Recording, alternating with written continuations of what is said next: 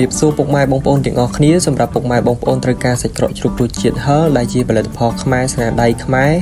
ជាមួយនឹងរសជាតិឈ្ងុយឆ្ងាញ់ពីការលាយគ្រឿងផ្សំពិសេសរបស់ AG Food ដែលផលិតចេញពីសាច់ជ្រូកនៅក្នុងស្រុកជាជ្រូកដែលមានសុខភាពល្អជាមួយនឹងការវេចខ្ចប់ប្រកបដោយអនាម័យសម្រាប់សាច់ក្រកជ្រូកហឹរគឺកាន់តែឆ្ងាញ់មែនទែនសម្រាប់ពុកម៉ែបងប្អូនដែលធ្វើការចម្អិនជាមុខម្ហូបសម្រាប់ទទួលទានក្នុងការទទួលទានសូមបងប្អូនកុំព្រួយបារម្ភចំពោះសាច់ជ្រូកព្រោះ AG Food បានជ្រើសរើសសាច់ជ្រូកដែលមានសុវត្ថិភាពល្អជាសាច់ដែលមានប្រភពច្បាស់លាស់ដើម្បីយកមកកែច្នៃធ្វើជាសាច់ក្រកជ្រូកហឹរជូនអតិថិជនទាំងអស់គ្នាជាពិសេសគឺការសម្ងួតបានត្រឹមត្រូវសម្រាប់ពុកម៉ែបងប្អូនដែលត្រូវការសាច់ក្រកជ្រូករសជាតិហឹរចាប់ពី3គីឡូ AG Food នឹងធ្វើការដឹកជញ្ជូនឥតគិតថ្លៃសម្រាប់ពុកម៉ែបងប្អូនមានតម្រូវការសូមទាក់ទងមកកាន់លេខទូរស័ព្ទឬប្រព័ន្ធបណ្ដាញសង្គម AG Food